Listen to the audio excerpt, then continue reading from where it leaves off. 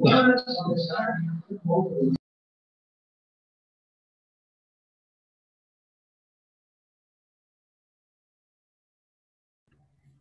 semuanya, terima kasih.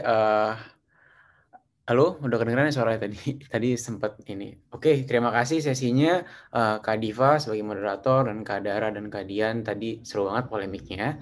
Selanjutnya kita akan ngebahas tentang bedah buku Filosofi Teras yang akan diisi sama Pak Henry Manampiring dan Pak Alexander Aur yang tadi sudah menjadi moderator sebelumnya.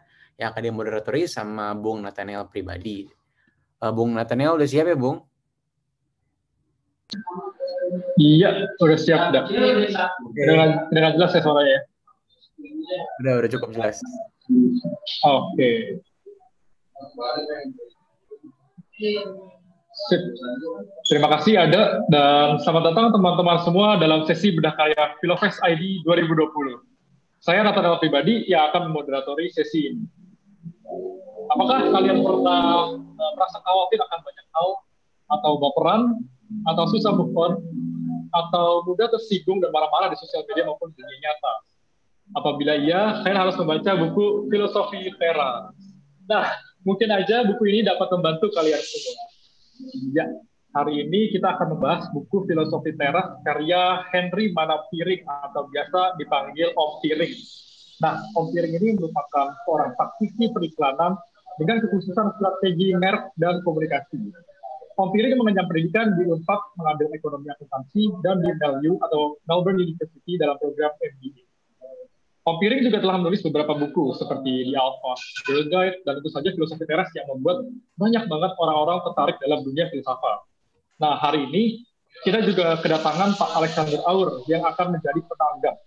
Pak Aur merupakan dosen filsafat di Universitas Pelita Harapan dan ia memiliki minat riset di dalam bidang filsafat ilmu, filsafat politik, filsafat kebudayaan, dan sastra yang ia tuliskan dalam berbagai artikel, jurnal, dan media massa cetak dan daring. Nah, sebagai pemanasan, mungkin kita akan ngobrol-ngobrol dulu dengan Om Piring. Halo Om Piring, selamat sore. Apa kabar Om Piring? Halo, selamat sore. Terima kasih Nathaniel. Selamat sore Pak Alex. Selamat sore juga Pak Mas Henry. Pak Alex horor amat gambar videonya. yang penting nggak galau, yang penting nggak galau. Oh iya Pak. Terima kasih udah mengundang saya. Ya, sip. Iya, mungkin pertanyaan mainstream pertama dari saya untuk pemanasan ini ya Om Piring. Apa sih latar belakang dan inspirasi Om Piring menulis buku Filosofi Teras? Latar belakang ya. Sebenarnya lucu juga karena latar belakangnya itu tidak bisa dibilang dalam gitu ya. Simple banget sebenarnya. Jadi pada saat 2017 saya mulai mendalami filsafat Stoa atau Stoicisme ini untuk keperluan pribadi ya, bukan untuk menulis buku gitu. Pada saat saya sedang melakukan riset tersebut, saya cek ke toko buku gitu. Ada nggak sih tulisan-tulisan yang sudah ada gitu ya, sudah ada buku dalam bahasa Indonesia tentang topik ini, dan ternyata tidak ketemu gitu. Jadi saya pikir ya udahlah gitu, kalau nggak ada bukunya, saya coba aja gitu memberanikan diri gitu ya. Saya yakin bukunya udah ada, tapi mungkin tersimpan di Sekolah Tinggi Filsafat gitu ya, di Departemen Filsafat di mana gitu, tapi nggak tersedia buat umum. Jadi ya udahlah, saya modal nekat aja menulis. Dan saya sadar diri bahwa saya bukan akademisi filsafat ya, pendidikan saya juga bukan filsafat. Jadi saya lebih memposisikan buku saya ini seperti travel blog kali ya. Jadi ibaratnya kalau filsafat Stoa itu seperti sebuah negara gitu ya. Ini adalah catatan seorang pelancong gitu, dari perspektif mata seorang visitor gitu terhadap filsafat ini, terhadap negara ini gitu. Saya bukan ahli politik, sosial, ekonomi, budaya si negara ini gitu ya. Tapi ini adalah sebuah perjalanan dan laporan pandangan mata dari seseorang yang mempelajari stoicisme dan berusaha mempraktekannya. Jadi memang bukan dimaksudkan sebagai buku teks Ya, wah amit-amit gitu. Saya nggak berani, apalagi tadi sempat dengar Pak Heri ya, yang para ahlinya gitu di diskusi sama Pak Alexander, saya langsung kicep juga gitu, langsung jiper juga. Jadi kurang lebih seperti itu sih untuk Panel. Sorry, suaranya jelas nggak ya? Tadi saya lupa nanya. Udah jelas, Om Piring. Cukup jelas suara saya. Iya, cukup jelas. Nah, mungkin tadi kan sudah menyebut tentang stoicisme tentunya ya Om Piring. Nah, mungkin mungkin bisa Om Piring menceritakan lebih dalam gitu. Buku filsafat ini sebenarnya berisi apa aja, kan lumayan cukup tebal ya juga ya. Dan apa yang mau diajarkan atau yang mau diberitahu oleh Om Piring kepada para pembaca sih? Oke, jadi kayak tadi saya bilang ya, kalau dianalogikan buku saya ini seperti travel blog gitu ya, cerita blogger berkunjung ke sebuah negara gitu. Tentunya kita nggak bisa berharap seorang travel blogger itu menceritakan detail kan analisanya gitu. Jadi, tapi minimal memberikan flavor gitu, memberikan sampel. Oh, kalau ke negara ini tuh seperti ini loh gitu, budayanya, customnya gitu. Begitu juga dengan buku Filosofi Teras gitu. Dia seperti orang bercerita, saya sedang mendalami filsafat ini, dan ini ada hal-hal menarik dari perspektif saya sebagai orang awam. Ya. Nah, jadi itu sebenarnya konsep penulisannya. Jadi kalau ditanya harapannya bagaimana, ya tentunya orang tuh ada ketertarikan gitu.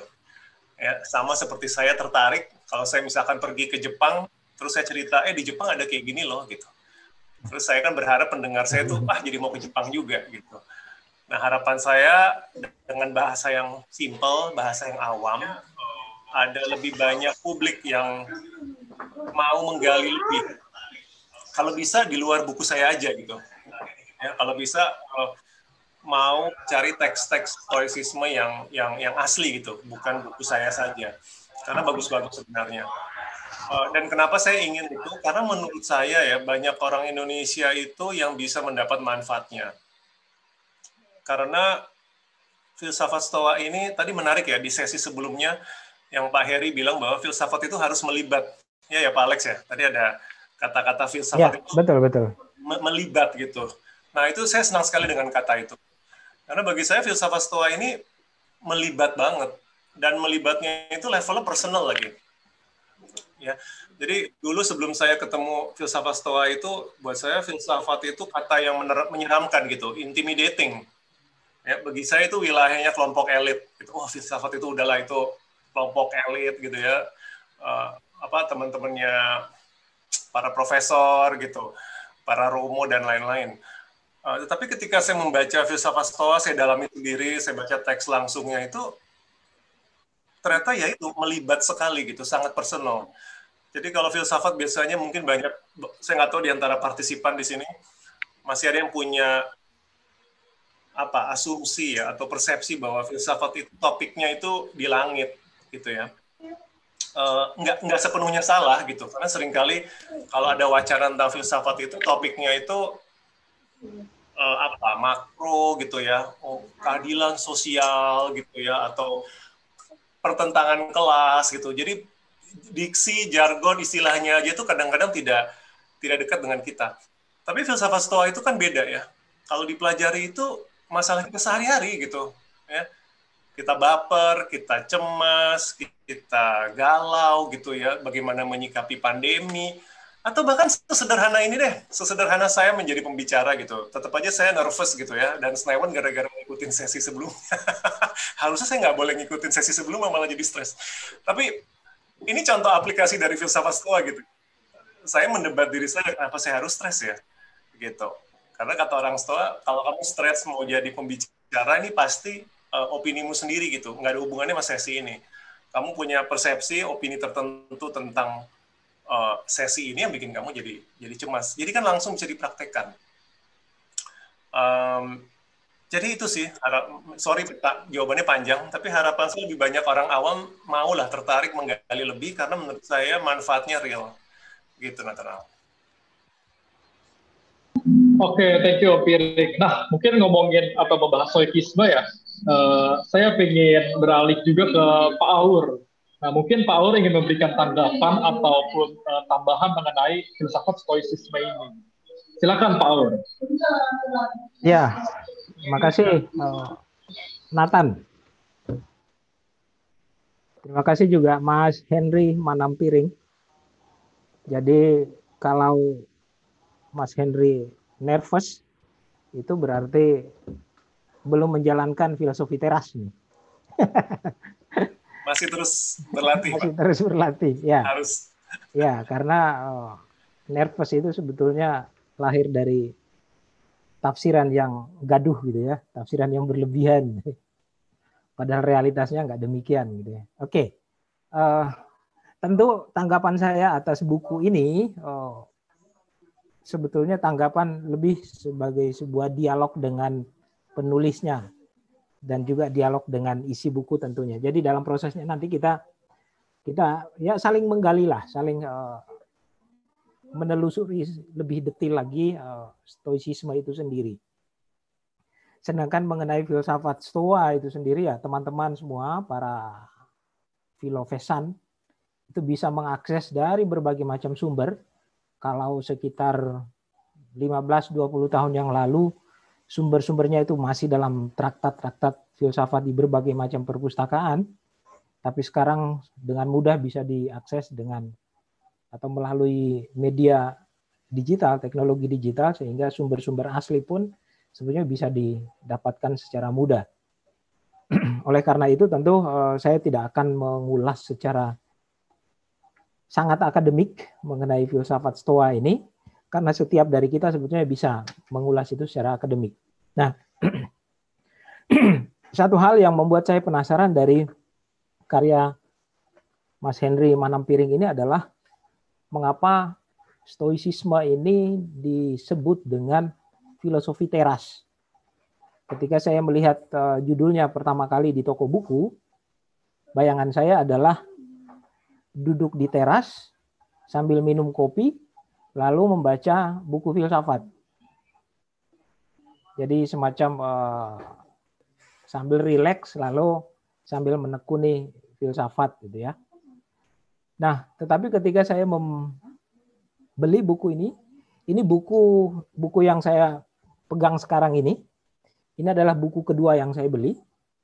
Buku pertama yang saya beli itu saya berikan kepada teman, seorang teman, yang sejauh saya mengerti tentang teman itu dalam hidupnya lebih banyak komplain daripada mengerti apa yang menjadi objek komplainnya. Maka kemudian saya beli ini, baca buku ini saja daripada mendengarkan komplainmu, lebih baik baca buku ini saja. Buku ini bagus sekali kok. Khusus bagi orang-orang yang galau, itu yang pertama. Kemudian yang kedua bagi orang-orang yang suka komplain mengenai banyak hal. Lalu akhirnya dia membaca buku itu. Sampai hari ini saya belum tanya bagaimana tanggapan dia terhadap isi buku itu. Mungkin buku saya dikomplain juga, Pak. Ya, boleh jadi demikian. Ya, lalu kemudian saya mengikuti buku ini dan saya melihat tentu membaca buku yang baik itu adalah dengan melihat daftar isinya dulu. Itu dulu saya diajarkan oleh dosen saya, Romo Manyis, waktu belajar awal-awal di Rawasari. Dia mengajar mengenai metodologi filsafat, termasuk bagaimana membaca teks-teks filsafat. Maka hal yang pertama yang harus dilakukan itu adalah lihat dulu daftar isinya. Maka kemudian saya juga menerapkan dalam buku filosofi teras ini. Jadi ada 12 bab dari buku ini. Kemudian langkah kedua dari membaca buku, sebagaimana diajarkan oleh guru saya juga, adalah lihat pengantarnya dan lihat summary-nya. Di bagian awal dari sebuah bab, kira-kira mau ngomong apa, lalu kemudian nanti di bagian akhirnya kesimpulannya seperti apa. Dan buku ini secara baik melakukan itu, karena setiap bab cukup tebal, dan di bagian akhir setiap bab itu ada ringkasan-ringkasannya untuk mengingat kembali apa sebetulnya sudah ditelusuri, semacam blog travel tadi ya, lalu untuk menangkap, agar bisa menangkap isinya. Dan menariknya lagi, buku ini diisi juga dengan wawancara terhadap para profesional dalam bidangnya tertentu terkait dengan topik yang dibahas dalam bab-bab tertentu. Nah, itu juga semakin menambah bobot aplikatif dari buku ini. Artinya buku ini ya bisa membantu siapapun yang tidak belajar filsafat secara formal pun bisa menekuni filsafat Stoa ini. Lalu hal berikutnya adalah buku ini berangkat dari pengalaman konkret. Tadi sudah disinggung oleh Pak Henry Manampiring. Mengapa? Karena filsafat sebetulnya tidak muncul dari ruang kosong. Mau filsafat yang teoretik sekalipun, mau filsafat yang dengan istilah-istilah yang sangat teknis dan rumit sekalipun, ya sebetulnya tidak lahir dari ruang kosong.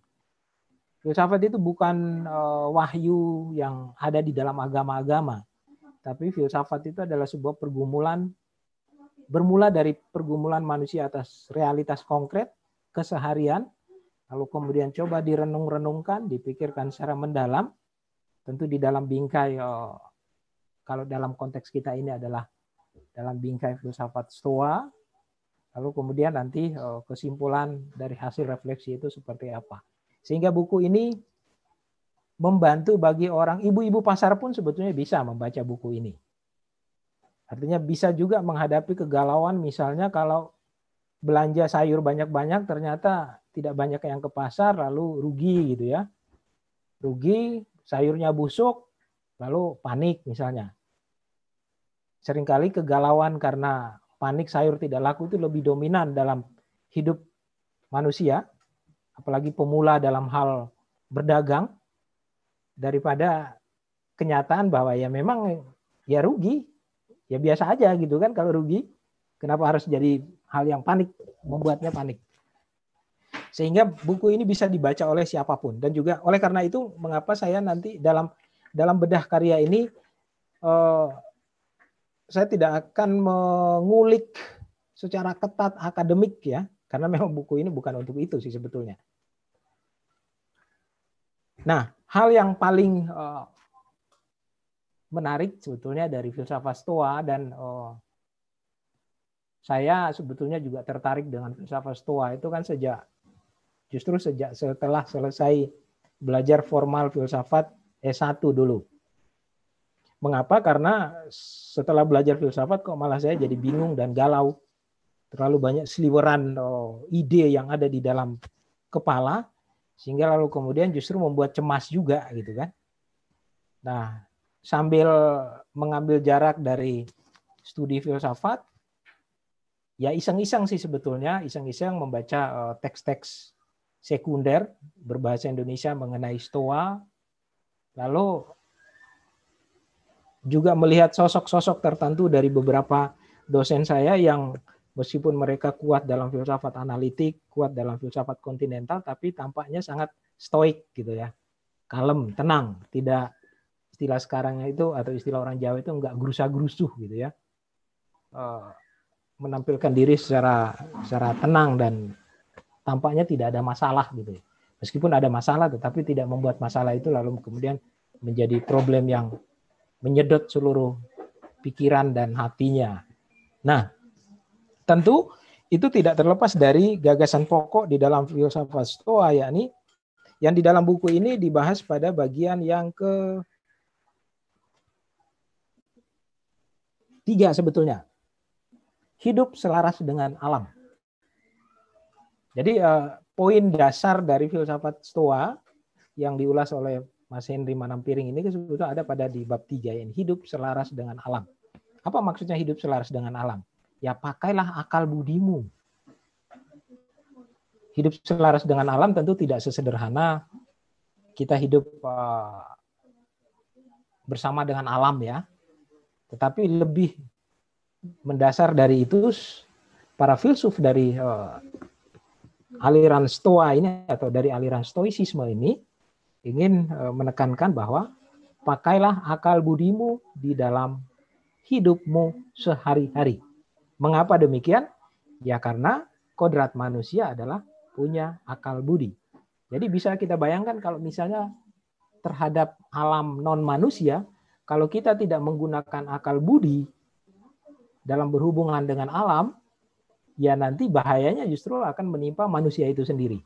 Saya sampai di situ dulu sebelum kita masuk ke poin-poin lain yang lebih mendalam. Silakan Nathan. Oke, baik. Terima kasih buat Pak Aur. Nah, mungkin dari Om Piring sendiri ada nggak sih tanggapannya Pak Aur ini, Om Piring?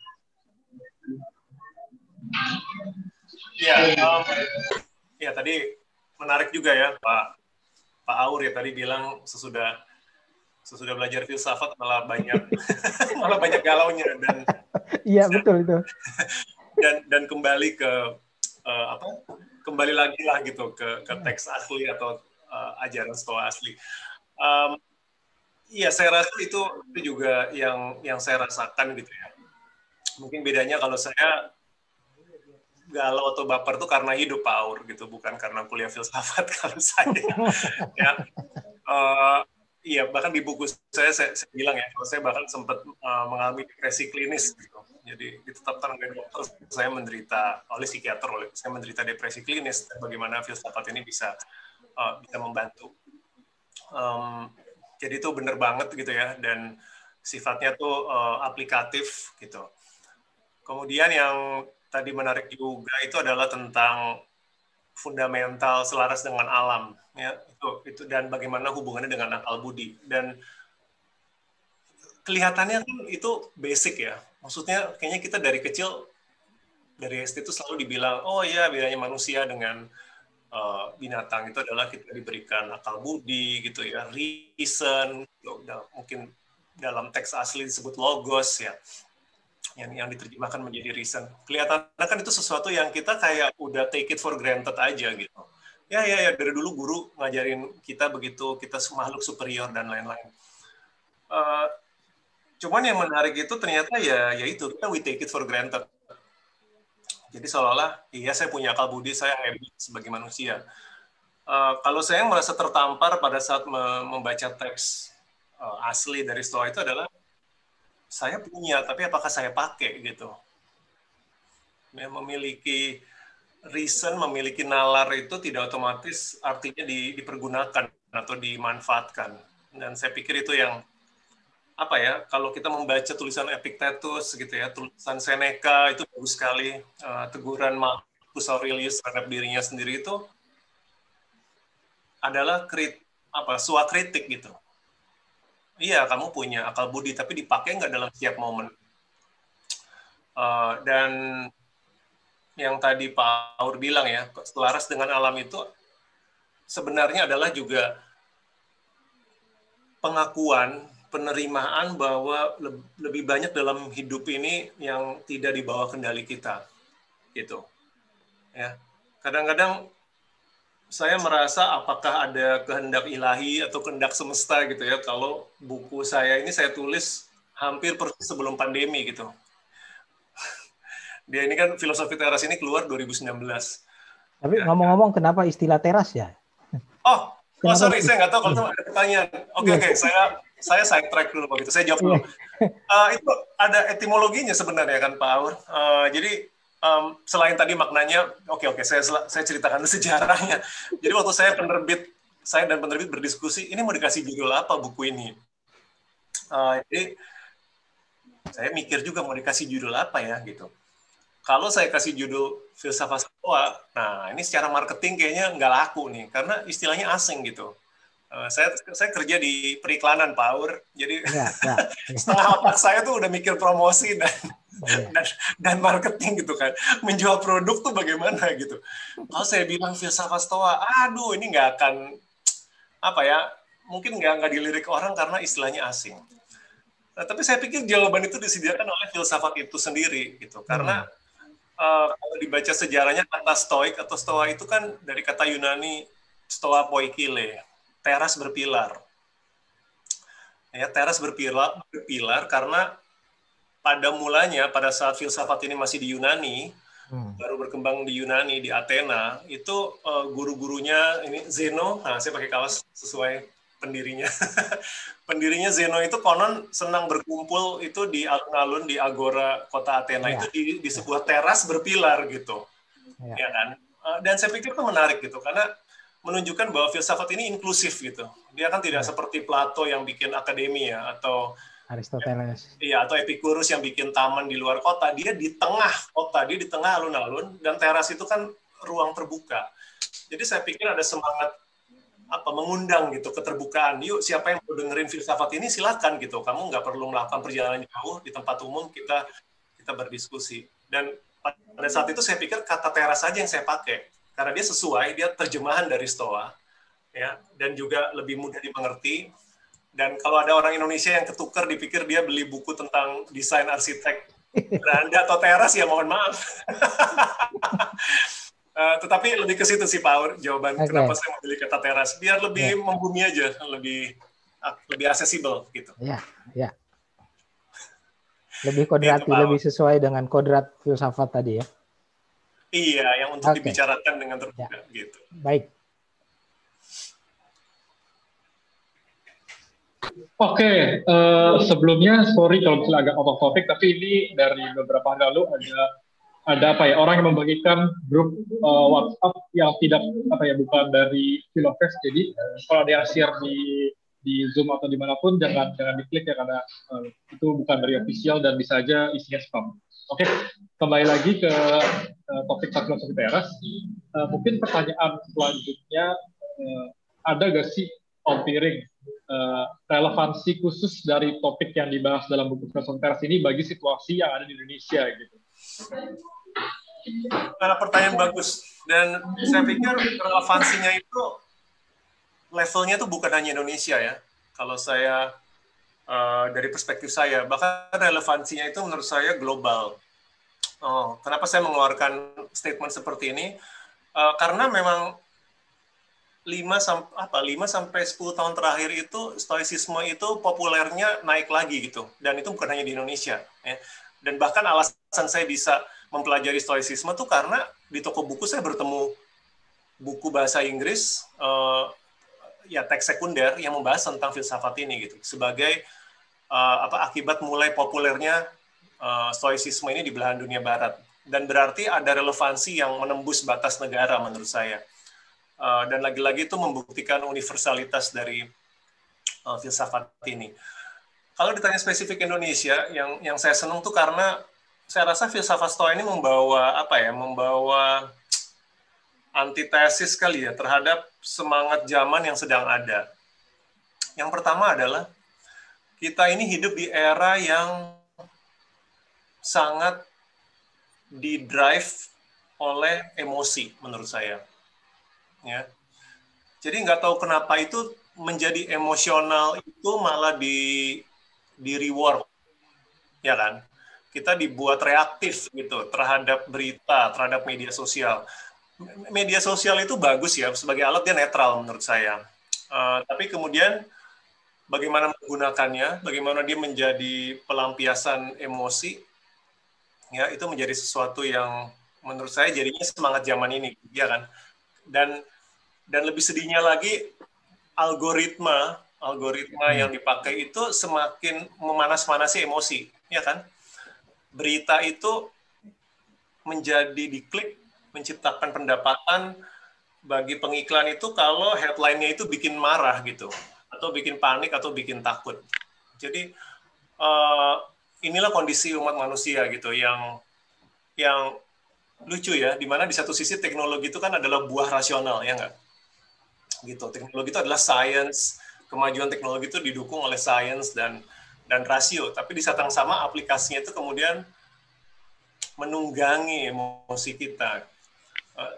Tadi di sesi sebelumnya menarik, ada feminis Marxis ya yang mengkritik tentang konsumerisme. Aduh, saya tersindir lagi sebagai orang iklan, sebagai pembuat iklan supaya orang mau membeli barang.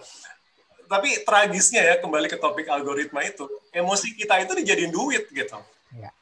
Ya kan, kalau kita baca berita tentang apapun itu statement pejabat yang sifatnya clickbait, kita kesel, kita share, kita maki-maki gitu. Itu ironisnya tuh sebenarnya menjadi duit gitu. Ya, makanya Orang mengejar-ngejar traffic gitu, dan itu dengan cara memanipulasi emosi kita. Nah, Stoa itu menarik karena dia antitesis ke situ gitu. Dia memperingatkan kita untuk bukannya tidak boleh punya emosi, tetapi kedepankan kamu punya akal budi gitu ya. Pisahkan antara apa yang objektif dengan apa itu value judgment ya. Kita diperingatkan hati-hati dengan melihat sesuatu karena kita keburu mengenakan opinion atau judgment dan tidak melihat sesuatu secara objektif yang itu bikin jadi emosi. Ya, itu kan antitesis gitu. Membantu kita buat meredam menjadi korban terhadap hal itu. Itu yang pertama. Yang kedua, ada semangat zaman yang makin mensekatkan kita gitu. Ya, semangat polarisasi yang makin tajam, dan itu ada hubungannya tadi dengan yang pertama, dengan emosi dikombinasikan dengan algoritma bikin kita tuh makin makin tersekat, makin terpolarisasi. Ya, saya pikir saya cukup tua gitu ya untuk pernah hidup juga di era Orde Baru dan sampai sekarang, dan menyaksikan lahirnya reformasi dan sampai detik ini. Dan ya benar gitu, sama kayak mungkin di Amerika Serikat, di Perancis, di negara-negara maju lain, belum pernah saya melihat ada pertentangan yang begitu sengit hanya karena perbedaan politik, hanya karena perbedaan agama gitu. Nah, stoicisme itu totally opposite itu, ya, dengan mengusung konsep cosmopolitanism ya, kosmopolit, bahwa kita diajarkan untuk melihat sesama manusia itu sebagai saudara gitu. Dan luar biasa ya untuk sebuah filsafat yang udah 3.000 tahun umurnya, bahkan sebelum ada Magna Carta, sebelum ada pengakuan terhadap hak asasi manusia kali ya, mereka sudah menembus itu semua. Mereka lihat bahwa sepanjang manusia di depan saya itu diberikan logos, diberikan nalar, diberikan rasional, maka saya dan dia itu sebenarnya sama gitu. Ya, itu ada quote dari Marcus Aurelius yang bagus sekali, yang dibilang orang lain itu juga diberikan nalar yang sama dan berarti saya dengan dia tidak berbeda.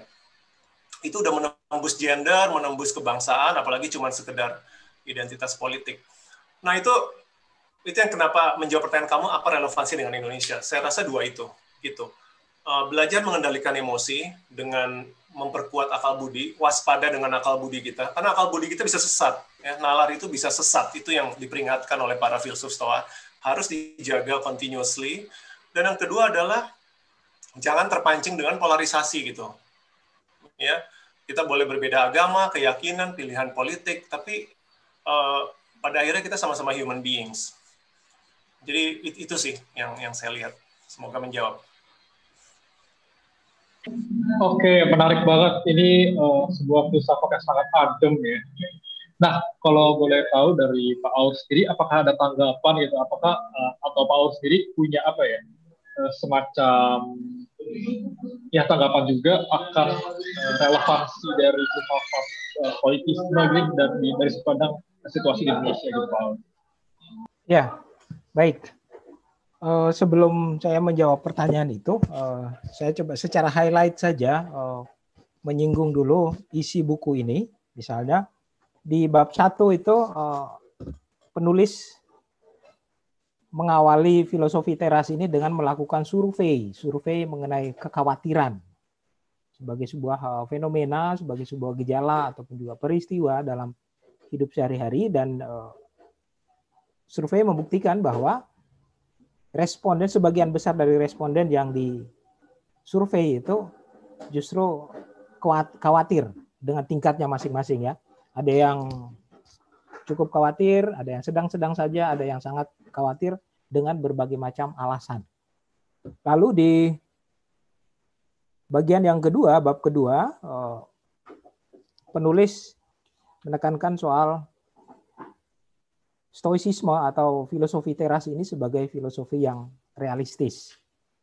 Tentu filosofi yang realistis ini bukan dalam pengertian membuat orang menjadi apatis, bukan membuat orang menjadi masa bodoh, tetapi realistis dalam pengertian kalau menggunakan akal budi, maka termasuk akal budi. Salah satu modus operandi konkret dari akal budi itu adalah, tadi sudah disinggung sebetulnya, adalah memilah-milah. Kalau kita tarik ke filsafat modern, sebetulnya di sana Descartes juga mengatakan bahwa berpikir secara distinktif dan clear, maka filosofi teras atau stoicisme sebetulnya jauh-jauh sebelum Descartes itu juga sudah mengatakan bahwa penggunaan akal budi sebagaimana yang tadi saya katakan itu adalah salah satunya adalah juga memilah-milah mana yang ada di bawah kendali kita dan mana yang sebetulnya bukan menjadi kendali kita. Nah, kekhawatiran yang disurvei tadi itu menunjukkan bahwa ternyata para responden itu lebih banyak hidup berdasarkan apa yang bukan dikendalikannya atau bukan berdasarkan akal budinya. Itu yang pertama. Kemudian yang kedua, pada bagian berikutnya adalah salah satu modus operandi dari akal budi yang ditekankan oleh Stoa itu adalah perhatikan misalnya pada bab 5 ya. Mengendalikan interpretasi dan persepsi. Filsafat setelah pencerahan itu kan sebetulnya filsafat hermeneutika. Dan sampai saat sekarang itu hermeneutika itu lebih gaduh daripada apa yang ditafsirkan. Jadi hal yang tafsiran itu sendiri lebih ramai daripada objek yang ditafsirkan. Padahal objek yang ditafsirkan ya biasa-biasa aja sih sebetulnya. Atau realitas konkretnya itu ya biasa-biasa aja. Tapi tafsiran atas realitas itu justru yang lebih gaduh dan orang terpesona pada tafsiran itu dengan berbagai macam rumusan kalimat yang melambai-lambai atau dengan rumusan kalimat yang tampaknya indah sekali tetapi ya itu kan tafsiranmu gitu kan. Kalau bahasa sederhananya begitu. Ya kenyataannya kan sebetulnya biasa-biasa aja. Jadi kalau kita mau menggunakan pendekatan saintifik, faktanya ya memang biasa-biasa aja. Tapi penilaiannya kan menjadi lebih heboh daripada faktanya. Nah, celakanya banyak orang hidup berdasarkan interpretasi. Oleh karena itu, di dalam buku ini secara sederhana Manam Piring menekankan bahwa salah satu modus operandi dari akal budi itu adalah kendalikan interpretasi, kendalikan persepsi. Karena seringkali persepsi itu lebih gawat daripada hal yang dipersepsikan atau hal yang ditafsirkan. Kemudian modus operandi lain dari akal budi menurut Stoa atau stoicisme itu adalah orang kalau menggunakan akal budi termasuk dengan memilah-milah mana persoalan yang sesungguhnya dan itu yang bisa dikendalikan dan mana yang tidak perlu dikendalikan ya sebetulnya di situ memungkinkan seseorang itu punya mental yang kuat. Orang yang bunuh diri misalnya ya, meskipun itu orang bisa beralasan bahwa itu bunuh diri eksistensial misalnya ya.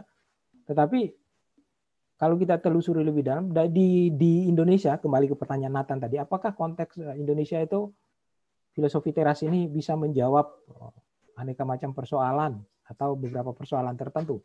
Beberapa tahun yang lalu itu ada fenomena bunuh diri lompat dari tempat yang tinggi, entah dari apartemen, entah dari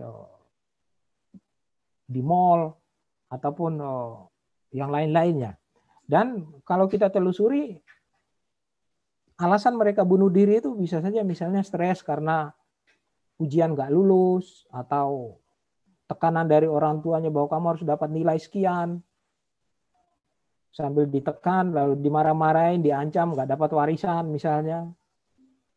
Nah, realitas seperti itu dan fenomena bunuh diri seperti itu juga sebetulnya menunjukkan bahwa orang hidup berdasarkan kendali orang lain, bukan berdasarkan apa yang dipikirkan secara baik.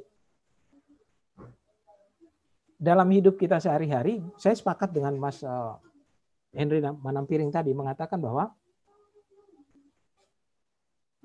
orang marketing misalnya, orang marketing itu kan mengelola emosi ya, mengelola hasrat untuk konsumsi atau hasrat untuk memiliki sesuatu. Bahkan apa yang kita butuhkan itu sebetulnya hasil dari permainan iklan gitu. Ya sebetulnya nggak butuh, tapi karena dikondisikan sedemikian rupa oleh dunia periklanan dan memang kodrat dunia periklanannya begitu, maka orang kemudian melakukan sesuatu atau memutuskan sesuatu berdasarkan determinasi dari sesuatu yang di luar dirinya atau yang di luar yang dipikirkan atau di luar yang dibutuhkan. Maka filosofi teras ini sebetulnya juga membantu kita untuk memilah-milah mana yang sungguh-sungguh, kalau dalam konteks kebutuhan, mana yang sungguh-sungguh saya butuhkan dan mana yang sebetulnya bukan kebutuhan gitu. Atau semacam kebutuhan semu ya, yang memang tidak perlu gitu loh. Apakah berbicara di Filofest ini kemudian membuat saya harus belajar mati-matian, menguasai filsafat secara sistematik? Ya oke, di satu sisi ya bisa saja seperti itu, tetapi kita bisa lihat konteksnya. Konteksnya seperti apa, sehingga apa yang mau kita lakukan pun juga jangan sampai merupakan wujud konkret dari hidup berdasarkan kendali pihak lain atau orang di luar diri kita.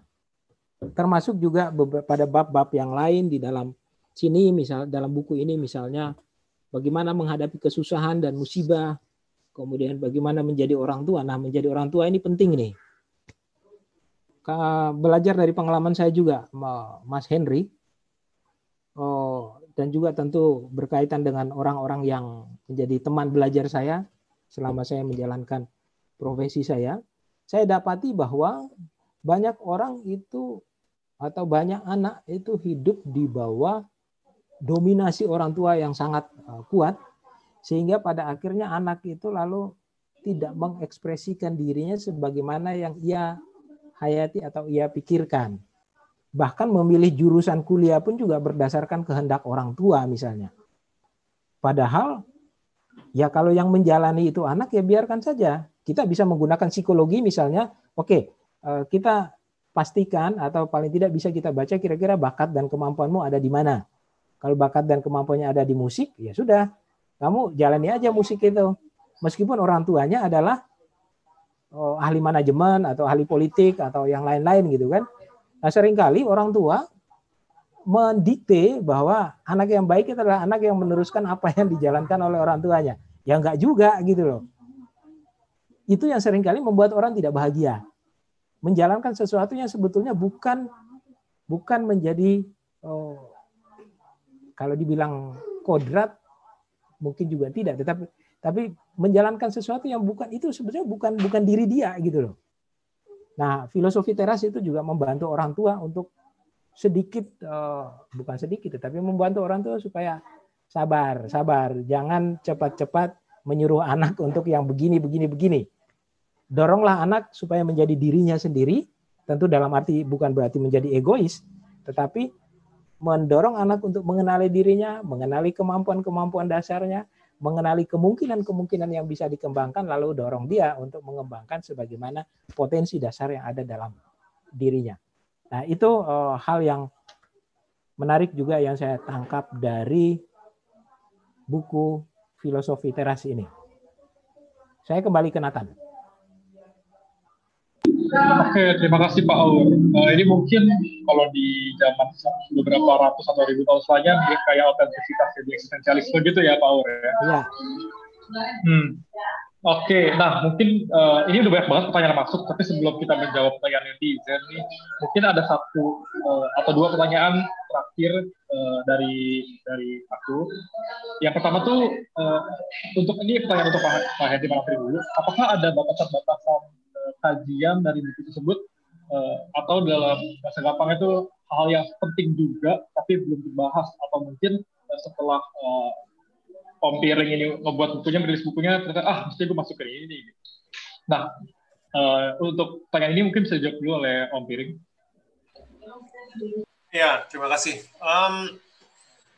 Ya, saya pikir kembali ke analogi turis gitu ya, yang bercerita tentang negara yang dia kunjungi gitu. Tentunya cerita si turis ini walaupun menarik, berguna, tapi tentu saja tidak bisa menggambarkan keseluruhan sebuah negara, ya enggak? Gitu. Begitu juga buku Filosofi Teras tidak pernah dimaksudkan untuk bisa menggambarkan filsafat Stoa ini secara komprehensif, karena memang bukan itu tujuannya. Jadi kalau ditanya apakah ada hal-hal yang terbatas gitu ya, tentunya ada. yang paling gampang ini adalah 3 dimensi dari filsafat Stoa gitu. Jadi filsafat Stoa ini adalah sebuah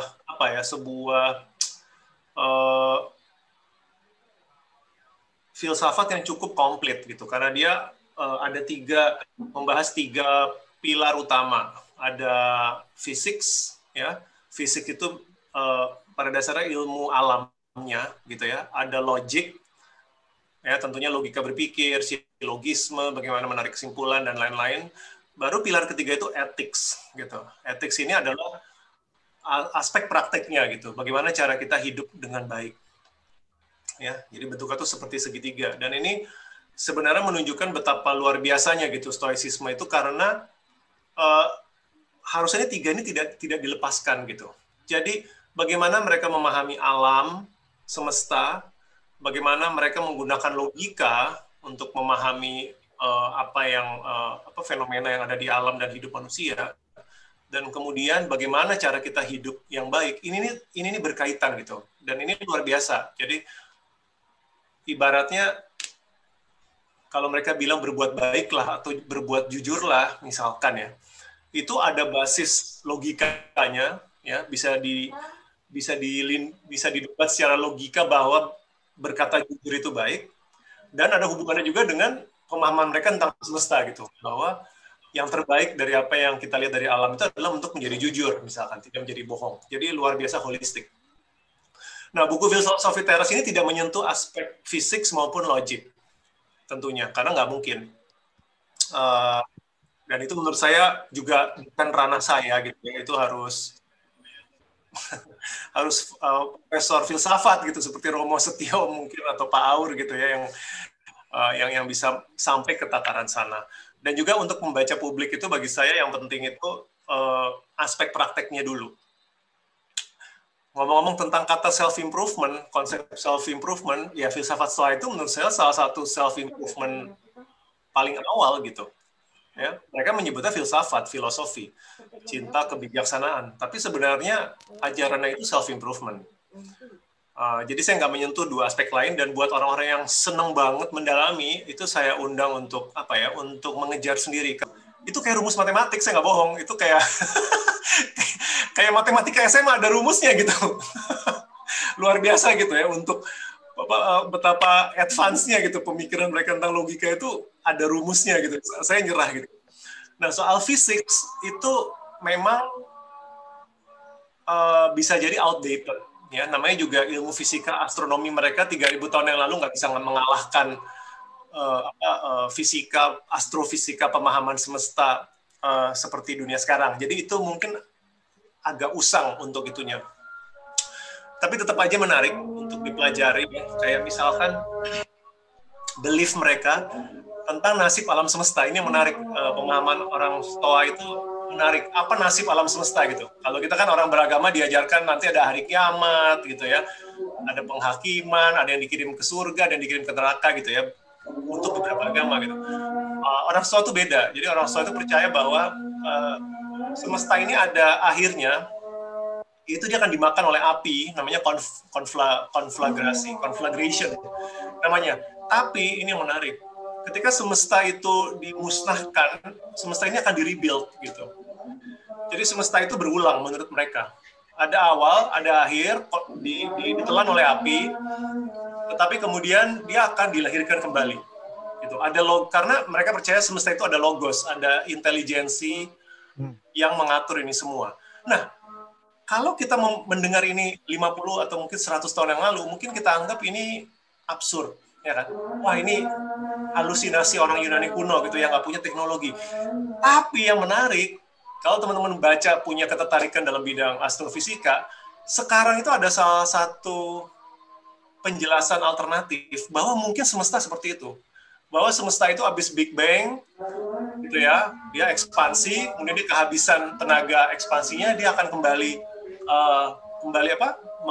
mengecil lagi. Itu kita bicara umurnya mungkin miliaran tahun, dan dia akan meledak lagi gitu, menjadi Big Bang lagi, dan Big Bang lagi berarti semesta baru kan. Jadi jangan terlalu ditanggapi serius bahwa orang Stoa itu sudah mengerti melihat ke masa depan, tapi ada menarik lah bahwa pendapat mereka tentang semesta yang sifatnya berulang itu sekarang oleh fisika modern itu visible gitu, ada possibility ke situ menurut pengamatan dan hitungan.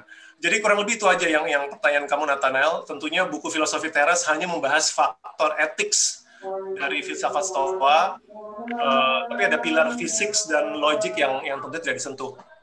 Kemudian ada ajaran-ajaran sulit yang tidak saya masukkan di dalam Filosofi Teras, dan saya pikir itu perlu sesi lain dengan Pak Aur, mungkin dan Pak Heri ya, tentang determinisme. Itu konsep paling sulit gitu. Karena orang Stoa itu melihat semesta itu sebagai rangkaian peristiwa, maka mereka deterministik gitu ya. Sesuatu itu kejadian karena sudah ada penyebab sebelumnya, dan itu tuh mata rantai terus gitu. Jadi pandemi ini kenapa lebih mudah orang Stoa buat menerima COVID, nggak marah-marah gitu ya, karena buat mereka ini sudah determined gitu, oleh karena rantai peristiwa yang terjadi sebelumnya.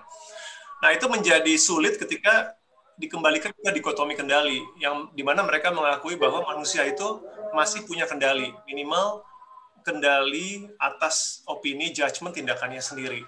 Nah, ini dianggap bagaimana kalau determinisme, tetapi manusia masih punya certain control, ya kan?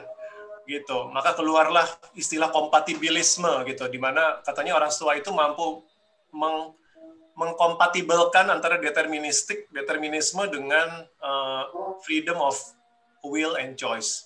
Nah, itu konsep yang sulit, yang saya aja belum tuntas, dan Pak Aur mungkin lebih bisa menjelaskan. Tapi saya pikir itu tidak relevan untuk sebuah buku konsumsi awam seperti Filosofi Teras.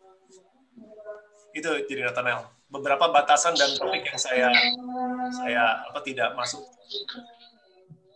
Oke, mungkin netizen jadi sedih nih karena nggak ada Filosofi Teras the second. Nah, melanjuti jawaban dari Om Piring tadi, ada pertanyaan lain yang muncul ya.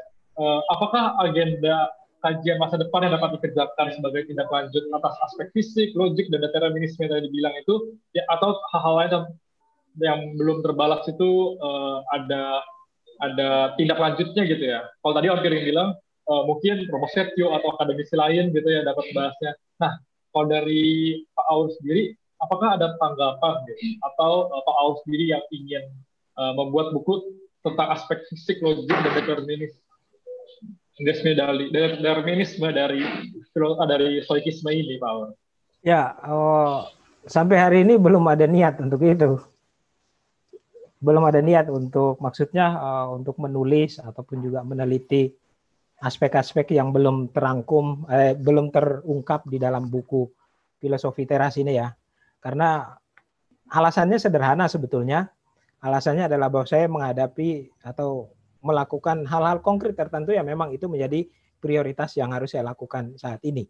Itu menurutku ya realistis yang harus saya lakukan sekarang, ya saya sekarang. Ya kalau suatu saat akan dilakukan ya baik juga, mudah-mudahan. Tetapi untuk dalam waktu dekat ini tidak.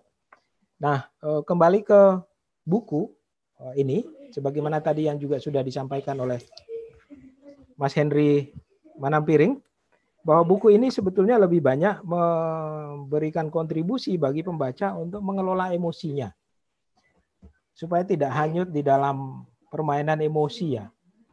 Apalagi saya sepakat tadi dengan Manampiring, bahwa situasi hidup kita hari ini yang diaduk-aduk itu adalah emosi kita sebetulnya. Alih-alih bersikap rasional, ya sebetulnya itu adalah rasionalisasi atas emosi sebetulnya. Jadi bukan kerja dari rasio atau akal budi itu sendiri. Saya beri satu contoh konkret misalnya. Orang bisa saja berargumentasi mengenai hal yang dibutuhkan, dan yang dibutuhkan itu karena dia dapatkan di iklan misalnya. Kita tiap hari kan dikondisikan oleh iklan. Sampai pada ruang-ruang privat kita pun juga periklanan itu masuk. Ya memang itu seperti yang saya katakan tadi, yaitu memang kodrat dari dunia periklanan ya seperti itu. Tetapi apakah kemudian kita lalu memberi argumentasi atas kebutuhan kita berdasarkan iklan itu, atau berdasarkan apa yang memang senyatanya ya kita butuhkan? Kalaupun bahwa kita tahu dan memutuskan untuk membeli sebuah barang itu dari iklan, Tapi keputusan untuk membeli itu kan sebetulnya bukan karena iklan itu yang membentuk, tetapi stoicisme justru menekankan bahwa itu adalah pilihanmu atas kondisi konkretmu yang harus kamu penuhi atau harus kamu jalankan. Dan seringkali juga pilihan-pilihan itu bisa saja lalu berbeda dengan kehendak umum, lain dari yang lain. Tapi orang lalu kemudian bahagia dengan pilihan itu. Nah, kemudian ada beberapa pertanyaan tadi saya bisa langsung ke beberapa pertanyaan di sini ya, Nathan ya. Boleh, Bung Aur. Tapi ini sebenarnya ada pertanyaan lagi yang. Oke. Ya, saya ke Nathan dulu. Saya kembali ke Nathan dulu. Silakan. Oke. Ini berarti ada panggilan untuk para akademisi yang mau melanjuti kajian masa depan stoicisme ya. Nah, sekarang kita akan menjawab pertanyaan dari netizen. Silakan untuk Opini dan Power terus menanggapi langsung gitu biar kita waktu tinggal 50 menit lagi. Pertanyaan pertama ini datang dari Abang Yogi Pranowo. Beliau bertanya, apa arti katekon dari pembacaan saudara selama ini? Boleh untuk Opini dan Power untuk menanggapi pertanyaan ini. Silakan. Bisa diulang pertanyaannya yang mana ya? Maaf. Sorry. Di pertanyaan datangnya dari dia PC sih, personal chat itu ya di Zoom. Ditanya apa arti katekon dalam pembacaan saudara selama ini? Arti katekon? Ya. Ini teknis sekali. Ini kan artinya sesuatu yang baik dilakukan ya Pak Aur ya kalau nggak salah ya? Ya, kurang lebih seperti itu. Katekon itu ya hal yang normatif yang seharusnya dilakukan gitu. Tapi saya nggak tahu arah pertanyaannya apa gitu. Itu Yogi yang nanya ya? Mungkin Pak Aur. Iya, Pak Aur. Yogi Pranowo ya? Betul. Iya. Nanti dia baca sendirilah di teks-teks yang ada di. Iya. Membaca ya partisipan yang lain nggak ngerti takutnya. Terlalu. Oke. Atau nanti itu biar menjadi studi akademiknya Yogi lah, nggak apa-apa. Itu baik juga itu. Oke, ini panggilan untuk Bapak Yogi untuk membuat tesis tentang hal ini. Iya, disertasi lah. Mungkin ya disertasi benar. Mungkin aku bisa saling ke Paul untuk mungkin ada pertanyaan yang mau dibahas dulu dari Paul sendiri. Silakan Paul. Saya lihat ada beberapa pertanyaan menarik yang ini chatnya, jadi saya bingung mau mulai dari mana. Antusias sekali netizen. Atau Mas Manampiring bisa duluan kalau menangkap ada pertanyaan, karena saya harus lihat lagi dulu. Iya, soalnya saya sampai scrolling. Sebentar, yang mana? Ini ada satu pertanyaan bagus. Moderator pilihin deh. Moderator pilihin.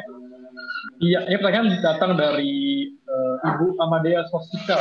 Ya. Dia bertanya, Om Piring dan Pak Alex, bagaimana jika stoicisme justru memicu sikap apatis yang kemudian bisa berujung pada egoisme? Bagaimana stoicisme ini memandang problem relasi manusia dengan sesamanya? Seperti itu.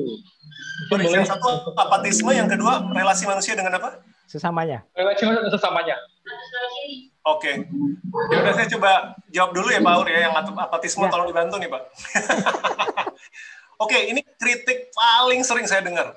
Kritik paling sering saya dengar tentang stoicisme, yaitu dianggap mengajarkan apatisme, dan menurut saya itu kesalahpahaman yang paling jauh gitu dari intention atau pengajaran stoicisme.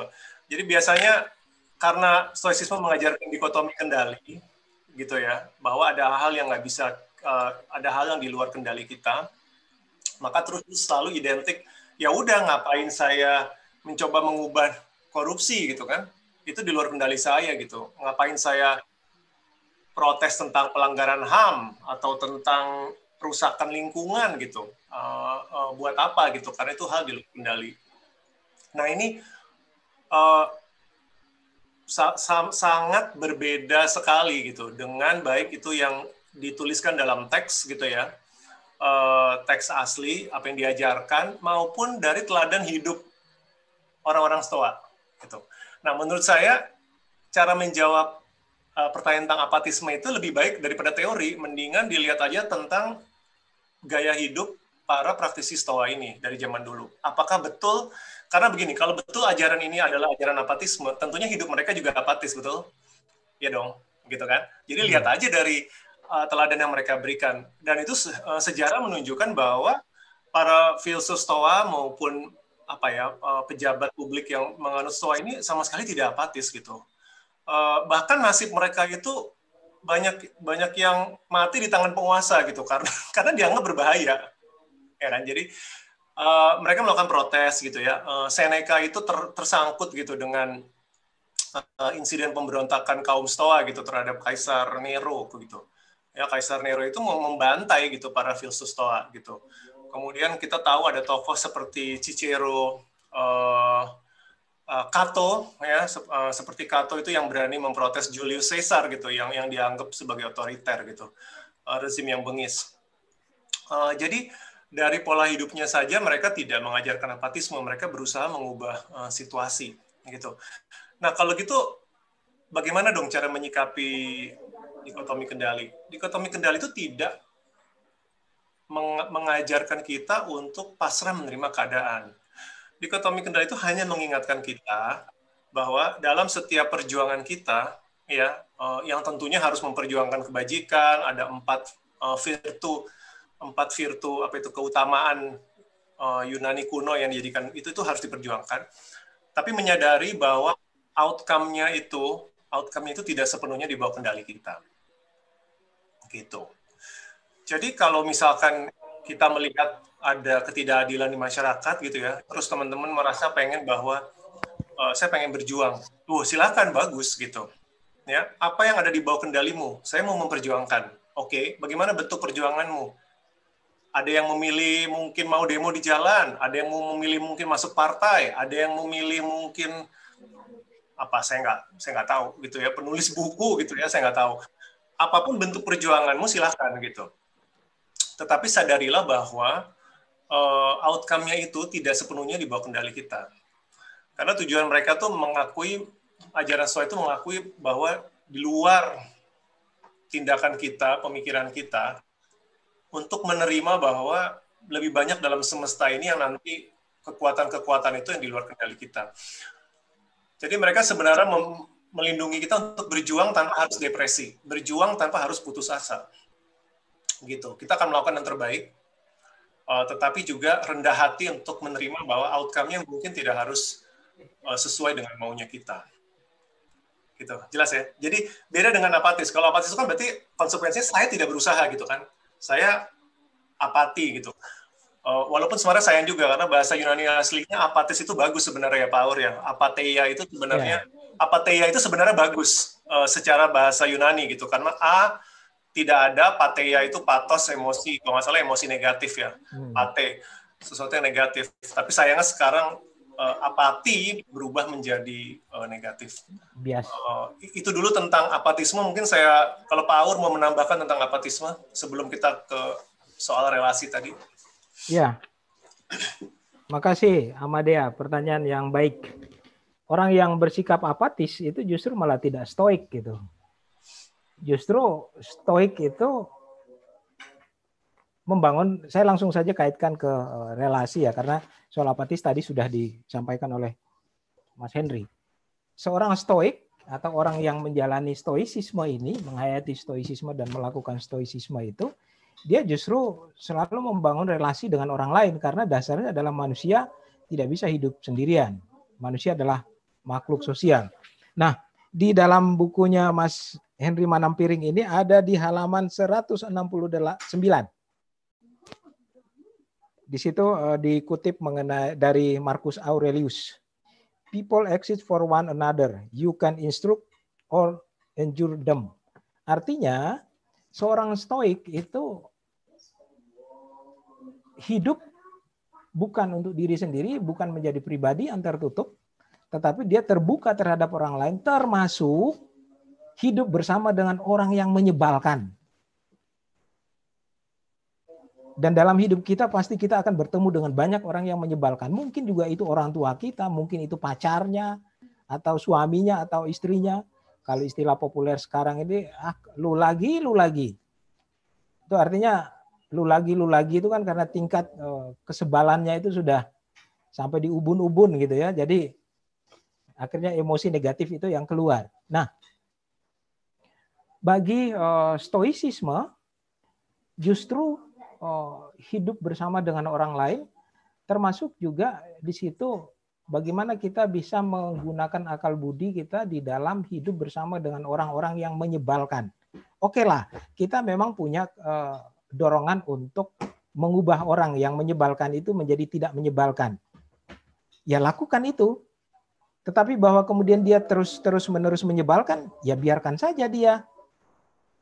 Toh kamu sudah melakukan hal yang baik. Sudah memberi, katakan saja, memberi pendapat, memberi arahan. Ya selebihnya, ya sudah biarkan saja. Kalau istilah sederhananya, ya biarkan saja waktu yang mengubahnya. Yang terpenting adalah, ya seorang stoik, ya tetap melakukan hal yang baik yang dipikirkan itu. Sebagai hal yang baik, ya lakukan hal yang baik itu. Termasuk juga, dengan begitu, stoicisme sebetulnya tidak membuat orang menjadi apatis. Kalau seseorang katakan, saya menemukan ini di dalam hidup sehari-hari, dalam dunia politik kita misalnya, ada orang yang kemudian menjadi apatis setelah dia adalah seorang aktivis. Entah itu aktivis lingkungan hidup dan seterusnya.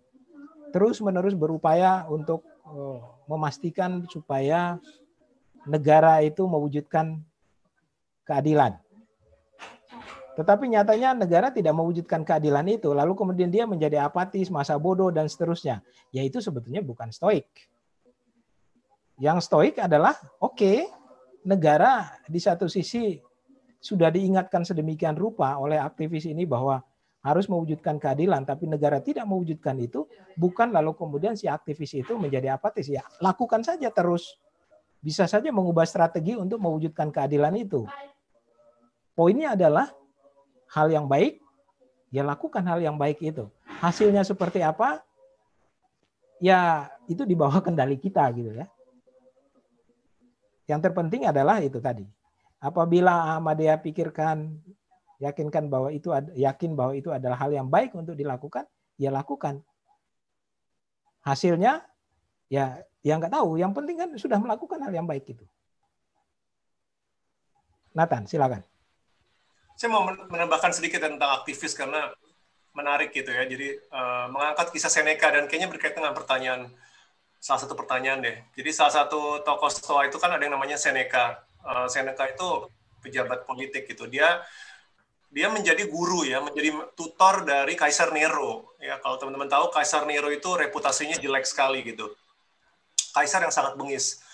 Nah, ini sosok Seneca ini yang di kaos saya. Ini kontroversial karena banyak orang menuduh bahwa dia hipokrit, gitu. Dia hipokrit.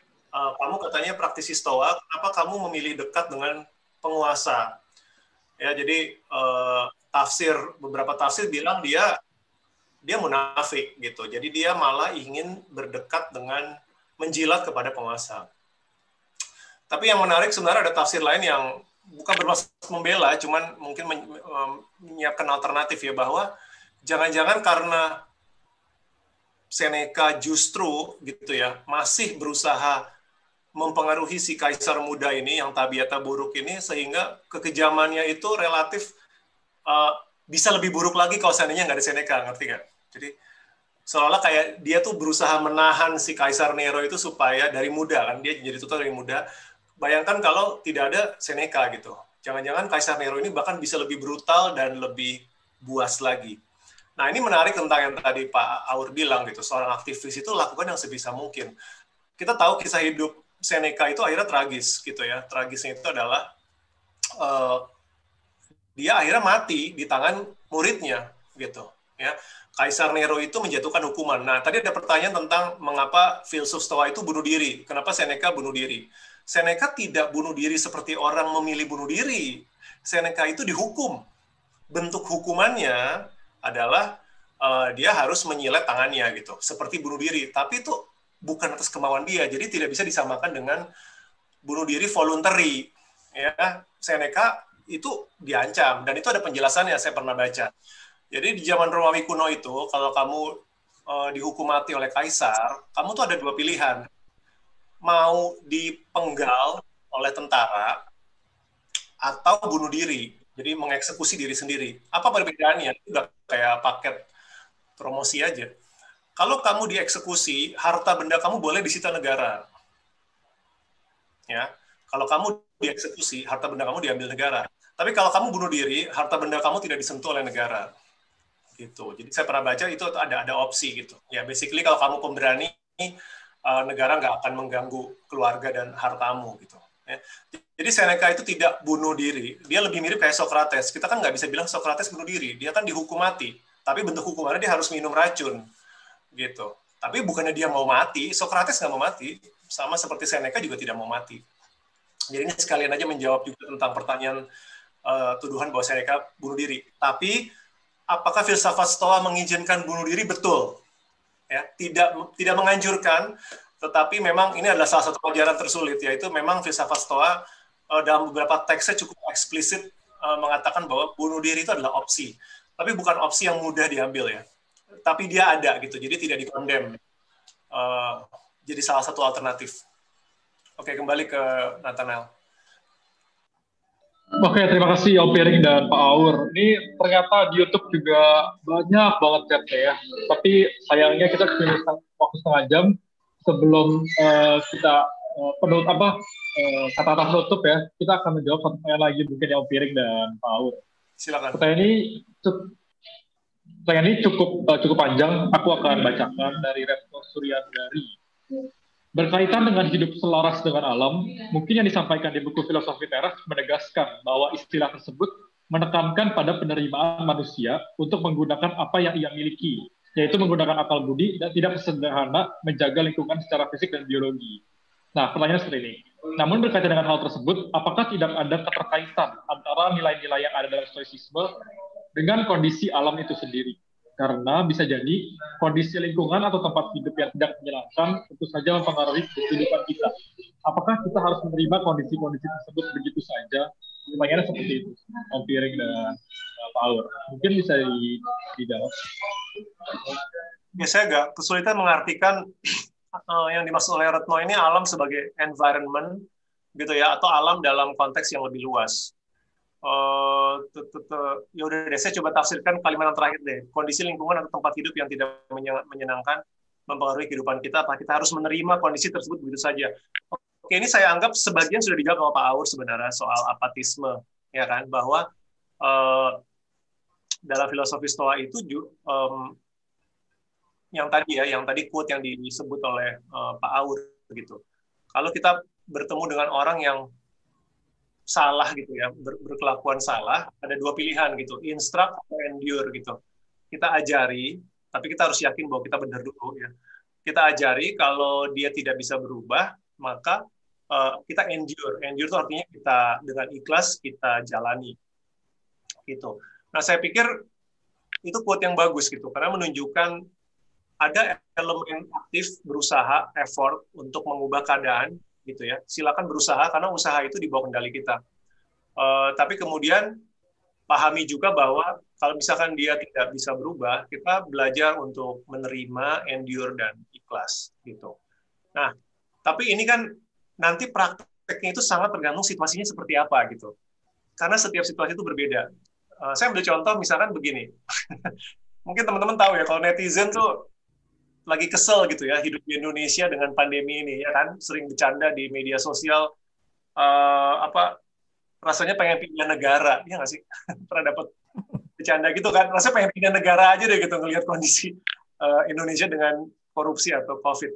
Nah, ini kan sebenarnya menarik, itu realistis atau enggak gitu, ya kan? Kamu kecewa dengan negara, apakah betul ada opsi untuk pindah negara? Mungkin bagi sebagian orang bisa gitu ya, tapi mungkin buat sebagian orang tidak bisa. Jadi itu contohnya gitu ya, lingkungan yang kita nggak bisa ganti, keluarga negaraan kita mungkin lebih sulit buat diganti. Jadi apa yang bisa kita ganti? Mungkin persepsi kita, opini kita terhadap situasi, atau kita bisa bertindak menjadi aktivis dalam tanda kutip ya, mengubah lingkungan yang terdekat. Saya ambil contoh lain, misalkan lingkungan pekerjaan deh. Ini real gitu. Teman-teman merasa menderita di dalam pekerjaan, ya. Nah, sekarang menderitanya itu dianalisa dulu gitu. Apakah betul objektif atau jangan-jangan itu hanya opini? Karena seperti kata orang Stoa, kadang-kadang kita disiksa oleh opini kita sendiri dan bukan oleh realita. Itu filter yang pertama. Tapi taruhlah ada filter yang kedua. Misalkan Anda menderita karena tempat kantor Anda korupsi gitu. Ya, misalkan perusahaan tempat Anda bekerja itu memaksa kamu untuk bertindak tidak etis atau menyuruh korupsi. Nah, ini kan situasi yang real kan, lingkungan sekitar kita. So, what to do gitu. Ya, kalau kita melihat guideline gitu ya yang disediakan oleh filsafat itu adalah tentunya lakukan hal yang benar gitu kan. Apa yang harus dilakukan dalam situasi ini? Gitu, teman-teman bisa mungkin mencoba protes gitu ya, bisa mungkin mencoba mengubah. Tapi ya teman-teman tahu bahwa kadang-kadang kita sendirian itu nggak bisa berubah kan. Nah ini kan berarti kan ada opsi gitu kan. Opsinya apa gitu? Saya tetap bertahan di dalam perusahaan ini, ikut main, ya kan? Ikut kotor kah? Itu adalah pilihan. Atau saya mencoba bersih gitu. Tapi kalau saya bersih, saya di PHK. Nah, ini sebenarnya decision ini jadinya dipermudah kan. Karena komitmen saya terhadap integritas, maka saya disingkirkan atau di PHK. Ya udah, dengan kata lain, Anda dipaksa untuk itu. Tapi ada pilihan ketiga gitu, yaitu ya saya mau resign gitu. Saya akan mencoba mengubah situasi saya nggak bisa misalkan menghilangkan praktek yang tidak bersih dari perusahaan tempat saya bekerja. Siapa bilang Anda harus selamanya di situ, ya nggak sih? Lagi-lagi ini asumsinya Anda bisa resign, Anda bisa mencari pekerjaan yang baru. Jadi itu yang itu yang saya coba menjawab pertanyaan Retno ini adalah tidak pasrah, tapi menyadari limit-limit kita dan memaksimalkan dalam opsi yang ada yang dibawa kendali saya apa yang terbaik yang saya bisa lakukan itu yang dilakukan. Tapi bukan apatis. Sorry ini pertanyaannya panjang nih, Pak Aur mungkin mau menambahkan. Ya, saya tambahkan sedikit saja. Kalau dari pertanyaannya Retno ya, betul ya Nathan ya? Ya dari betul Pak Aur, betul. Ya dari pertanyaan Retno. Hal yang bisa saya tanggapi dari sini adalah, misalnya pertanyaan sebentar, saya lihat lagi dulu.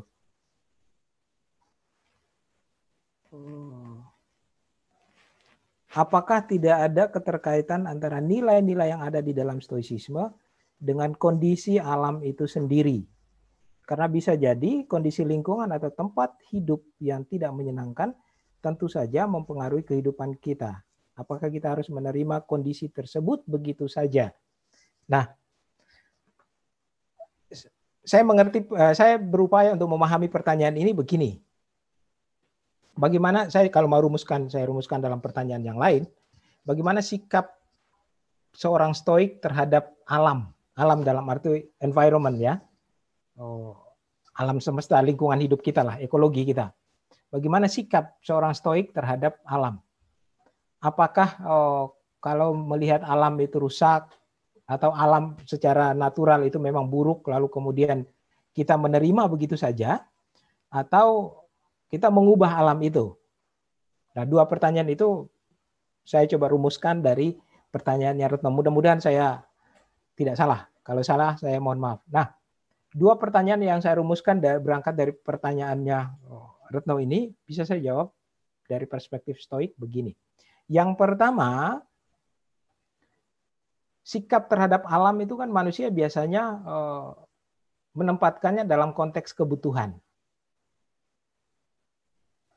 Membutuhkan sesuatu dari alam, lalu kemudian melakukan sesuatu terhadap alam itu.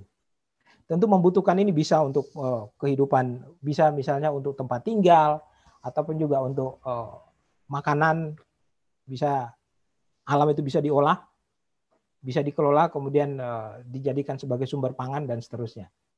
Nah, dalam konteks kebutuhan seperti itu, maka seperti yang tadi disampaikan oleh Mas Manampiring bahwa kebutuhan itu, apakah kebutuhan itu merupakan hasil dari pikiran atau akal budi kita, atau kebutuhan itu adalah hasil bentukan dari pihak lain. Nah, itu mesti dianalisa dulu. Karena seringkali kita manusia berdalih bahwa ya kita mengelola alam ini untuk kebutuhan, tetapi ya kebutuhan ini kebutuhan sungguh-sungguh kebutuhan yang memang kita butuhkan, atau sebetulnya itu hanya hasil bentukan gitu ya. Apakah, saya beri contoh konkret begini, apakah untuk mendapatkan tempat hidup yang baik dan sehat, lingkungan hidup yang baik dan sehat, apakah alam itu harus dibuat menjadi perumahan? Ya enggak juga gitu loh. Tidak juga. Itu contoh sederhana untuk menunjukkan bahwa argumentasi bahwa pengelolaan alam itu untuk kebutuhan, Stoik akan menganjurkan cek dulu persoalan kebutuhan itu. Kebutuhanmu itu adalah memang sungguh-sungguh kamu butuhkan atau itu adalah hasil bentukan. Dengan begitu keputusan yang diambil nanti itu adalah keputusan seorang Stoik gitu. Keputusan yang bijak gitu. Dan tentu itu membawa kebahagiaan. Karena apa? Orang ya, ambil contoh sajalah. Pengembang menawarkan kompleks perumahan yang mewah, nyaman, dan seterusnya. Tapi apakah itu juga menjamin kebahagiaan? Ya, lingkungan hidup boleh asri, tetapi persoalan ketika kita hidup di satu tempat, itu kan bukan persoalan semata-mata persoalan lingkungan itu sendiri, tetapi juga ada persoalan sosial juga kan. Orang yang punya duit, dia bisa membeli sebuah kompleks perumahan yang mewah, tetapi dia tidak bisa membeli lingkungan sosialnya. Nah, oleh karena itu, cek kembali apakah kebutuhan itu sungguh-sungguh merupakan yang memang sungguh-sungguh dibutuhkan atau ya sebetulnya tidak dibutuhkan. Nah, ini sikap ini tentu juga perlu, kalau bagi stoicisme itu perlu juga ketika kita berhadapan dengan lingkungan hidup kita. Itu Nathan. Mudah-mudahan menjawab. Kalau tidak menjawab, baca lebih lanjut Filosofi Teras atau melakukan riset lebih lanjut mengenai stoicisme.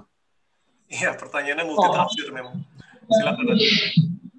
Oke, sebenarnya ini masih ada waktu 22 menit. Mungkin aku satu pertanyaan aja, mungkin saya jawab secara singkat ya. Oke. Sebelum kita tutup. Ya. Oke, jadi pertanyaan dari Voltaire, dari filsuf Prancis. Dia tanya, apa sih yang menjadi kekurangan dari filsafat Stoa? Atau mungkin kritik dari Om Piring ataupun Paul terhadap filsafat Stoa ini? Mungkin secara singkat aja bisa dijawab Ya. Piring dan Paul. Mungkin Paul dulu kali. Ya. Gantian. Ya. Kritiknya. Ya. Kritik saya sederhana saja. Tadi sebetulnya juga sudah secara implisit sudah disampaikan juga oleh Mas Manam Piring mengenai soal akal budi, mengenai soal rasio tadi ya.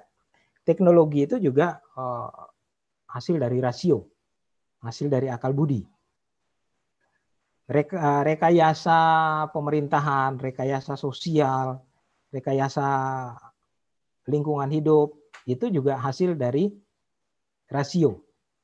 Maka kelemahan dari filosofi dari stoicisme ini adalah bahwa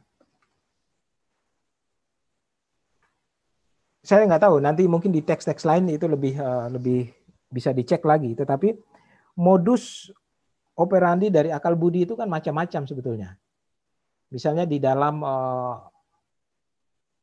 pemikiran Max Weber misalnya, atau misalnya kita lihat juga di dalam Habermas misalnya. Pada Max Weber misalnya dia akan membedakan itu akal budi ini kan juga mengandung dimensi rasionalitas tujuan ya. Akal budi itu kan bisa digunakan juga untuk mencapai tujuan-tujuan tertentu di luar akal budi itu sendiri. Dalam konteks kita sekarang ya bisa saja untuk tujuan misalnya memanipulasi emosi misalnya. Akal budi itu bisa menggunakan bisa digunakan untuk memanipulasi emosi dalam dunia media sosial itu tampak jelas di situ. Saya kira itu satu kelemahan yang sebetulnya masih bisa diteliti lebih lanjut. Sejauh pembacaan saya yang sangat sederhana. Silakan. Saya kembali ke Nathan. Mungkin saya kali mungkin Om Piring. Ya, Om Piring. Begini, saya rasa kritik yang paling valid ya buat filsafat Stoa itu bukan soal apatisme, itu menurut saya itu karena kesalahpahaman gitu ya, lebih karena kurang mengerti teks, jadi itu bukan itu. Menurut saya kritik terbesar itu, dan ini bukan pemikiran saya, ini juga saya baca dari tokoh-tokoh kontemporer gitu ya, yang terus menganalisa filsafat ini adalah Stoicisme itu bisa terkesan terlalu sulit, terlalu demanding, gitu. Jadi di antara banyak aliran filsafat itu, Stoa itu dalam tanda kutip itu paling kejam tuntutannya pada kita, gitu. Sehingga kalau kita tidak hati-hati, kita tuh jadinya merasa kayak apa ya? Merasa nggak mampu atau nggak layak gitu. Kayaknya tuh filsafat ini tuh terlalu sulit untuk saya. Bahkan kalau baca teks aslinya itu memang Epictetus, Seneca itu memang bukannya galak, cuman standarnya itu memang sepertinya berat, ya. Dan secara eksplisit pun gitu ya, filsafat Stoa itu bilang memisahkan manusia itu cuma ada dua gitu ya, manusia biasa sama the sage gitu. Orang yang sudah mencapai the sage ya, orang yang sudah mencapai level yang disebut kaum bijak gitu, orang bijak. Orang bijak ini artinya yang udah penggunaan nalarnya maksimal, bukan pinter loh ya, kita nggak bicara IQ, tapi dia bijak dan bajik. Dia sudah melaksanakan 4 keutamaan, 4 virtue utama itu, wisdom, bijak, menahan diri, adil, dan berani. Itu tuh implementasinya udah sempurna gitu. Dan mereka sendiri bilang gitu bahwa level ini itu tidak ada yang pernah mencapai, kecuali mungkin Socrates gitu. Jadi Epictetus saja bilang, saya aja tidak mencapai level the sage, nggak ada yang mencapai level the sage, dan itu hanya diperuntukkan bagi Socrates. Jadi itu luar biasa, filsafat ini menghormati sekali Socrates, padahal Socrates ini kan bukan founder dari Stoicisme ya, tapi kakeknya, tapi influence-nya sangat diterima gitu. Nah mereka bilang nggak ada yang mencapai itu. Jadi kalau orang awam mendengar itu kan jadinya, terus gue ngapain belajar Stoicisme gitu? Kalau udah diketok palu oleh para pengajarnya, kalian nggak akan nyampe anyway gitu. Jadi dan tuntutan mereka untuk supaya kita tidak larut dalam emosi itu sayangnya jadi disalah tafsirkan, kita tidak boleh emosi. Seolah kalau ada musibah kita nggak boleh menangis, kita nggak boleh berduka gitu. Nah ini kelemahan yang lebih buruk daripada sekedar apatisme menurut saya. Ya, tafsir bahwa seolah kita tidak boleh beremosi. Diperburuk lagi oleh pop culture gitu ya. Tokoh Spock dalam Star Trek, kalau familiar sama film Star Trek, ada tokoh Spock. Itu oleh kreator Star Trek itu didasarkan pada figur Stoa gitu. Dan sayangnya itu terlalu komikal, terlalu karikatur gitu. Seorang Stoa itu tidak harusnya seperti Mr. Spock yang bangsa Vulkan gitu kan, yang terlalu rasional sampai tidak ada emosi. Jadi kritiknya itu adalah itu gitu. Orang itu jadi takut, orang tuh jadi jiper. Kalau misalkan terlalu literal gitu membaca ajaran yang Stoa. Dan makanya saya pikir solusinya sudah diberikan gitu oleh mereka sendiri. Mereka bilang kita tidak ada yang mencapai level orang bijak gitu ya, the sage itu. Tapi kita diberikan title itu prokopton, bahasa Yunani-nya itu prokopton. Prokopton itu terjemahannya adalah progresor, orang yang sedang berusaha menjadi lebih baik.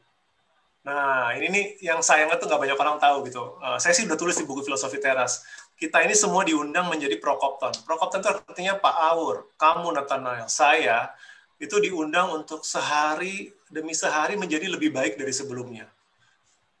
Sampai mati pun saya nggak akan jadi sempurna. Ya, kita semua tidak akan menjadi sempurna. Tetapi harapan saya adalah nanti saya di hari terakhir hidup saya, semoga saya adalah sosok yang lebih baik secara karakter dibandingkan diri saya seminggu sebelumnya, 2 minggu sebelumnya, 2 tahun, 20 tahun sebelumnya. Karena mereka mengundang kita tuh sebagai journey. Yuk kita semua melakukan perjalanan menjadi lebih baik. Untuk progres, itu undangan mereka. Tapi kita tidak harus menjadi sempurna dan mungkin tidak akan pernah bisa mencapai sempurna, and that's fine. Ya, jadi itu kritikan terbesar dan sekaligus saya berikan ada penjelasannya untuk kritikan itu. Tapi itu sih menjawab pertanyaan kamu, Nathanael. Oke, terima kasih banyak buat Om Dirk dan Paul sekali lagi. Nah, sebelum kita tutup sesi kali ini yang sangat-sangat resourceful dan sangat-sangat fruitful ini ya, mungkin aku bisa tanyakan kepada kedua pemateri ini untuk kata-kata penutup yang yang mungkin yang mau disampaikan kepada para peserta terhadap stoicisme gitu. ataupun buku filosofi teras. Silakan mungkin dari Pak Aurus dulu, baru ke Om Piring. Ya. Dari buku filosofi teras, saya terima kasih Mas Henry Manampiring. Ini buku membantu, tentu paling tidak untuk saya, membantu bagi saya untuk menjadi lebih tenang menghadapi berbagai macam Syukurlah. situasi hidup, termasuk menghadapi berbagai macam atau banyak sekali tugas koreksi yang harus saya koreksi. Di luar kendali ya Pak? Banyak Itu di luar kendali. Jadi Ahmadiyah tertawa itu. Karena musim-musim sekarang adalah musim-musim koreksi. Oke. Musim-musim koreksi ujian mahasiswa. Jadi buku ini membantu saya untuk tetap bersikap tenang dalam beban kerja yang tinggi dan tanggung jawab yang banyak dalam berbagai macam bidang. Sehingga ya sudah, jalani saja, hidup secara realistis bahwa ya memang kenyataannya sekarang koreksi, ya udah koreksi, jalani koreksi itu. Demikian. Jadi silakan membeli buku ini sekaligus promosi ini ya, supaya Mas Henry bisa punya, supaya Mas Henry bisa meriset dua hal tadi yang belum diriset. Karena riset butuh biaya juga. Betul Pak. Ya. Minta tolong mahasiswa Bapak nanti. Baik, itu saja Nathan. Tetaplah tenang di tengah badai, karena kalau berjarak dengan badai justru malah jadi nggak tenang. Terima kasih. Ya, silakan untuk Om Piring. Terima kasih buat Pak Aur, dan silakan terakhir untuk dari Om Piring. Oke, ini berarti kata penutup dari apa ya? Seorang pelancong ya, seorang travel blogger yang masuk ke negeri Stoa gitu. Apa kesan-kesan terakhir saya tentang filsafat ini? Saya sajikan dalam dua sisi. There is the good news and the bad news dalam tanda kutip. Walaupun ini sebenarnya melanggar juga, karena kata orang Stoa tidak ada yang baik, tidak ada yang buruk di luar diri kita, kan semuanya indifferent. Kabar baiknya, ya kalau saya kasih tanda kutip itu adalah yang mereka mau sampaikan, kita ini tidak harus menjadi seperti boneka tali gitu, seperti puppet. Ya, tadi Pak Aur juga sudah menyinggung gitu. Saya rasa ajaran yang terbesar itu adalah ajaran pembebasan. Artinya begini, kita itu hidup biasanya itu menyalahkan emosi kita pada faktor eksternal, betul nggak? Saya putus asa karena pandemi. Saya marah karena teman kerja saya atau pejabat mengucapkan sesuatu, saya marah gitu. Saya cemas karena X gitu kan. Nah, filsafat Stoa itu masuk itu sebagai filsafat pembebasan dalam pengertian emosi kita. Karena mereka bilang tidak. Mereka bilang emosi kamu itu muncul sepenuhnya oleh opini dan pertimbanganmu sendiri. Ya, seperti kata Marcus Aurelius itu, Epictetus diambil dari Epictetus sebenarnya. Kita ini terganggu bukan karena hal-hal eksternal, tapi karena opini kita atas hal eksternal tersebut. Jadi kalau misalkan kita ambil COVID lah ya, kalau pandemi ini kita ketakutan atau cemas, maka kata orang Stoa, kamu cemas bukan karena pandeminya, tapi kamu ada opini tertentu tentang pandemi. Dan itu hanya kamu yang tahu gitu kan. Kalau kita marah dan gusar karena perilaku orang lain, yang misalkan tidak disiplin, tidak mengikuti protokol kesehatan, kalau sampai kamu gusar dan marah berlebihan, mereka juga akan bilang, bukan orang-orang itu yang bikin kamu marah. Gitu. Tapi kamu punya ekspektasi tertentu tentang manusia lain yang tidak terpenuhi, dan tidak rasional, tidak realistis, gitu ya, dan makanya kamu marah-marah sendiri. Jadi itu kan membebaskan menurut saya, berita yang baik gitu, bahwa manusia itu tidak seperti boneka tali gitu. Kamu sepenuhnya dikendalikan oleh faktor eksternal. Kamu senang karena faktor eksternal, kamu sedih karena faktor eksternal juga. Tidak, kata mereka. Nah, tapi ada sisi lain dari itu.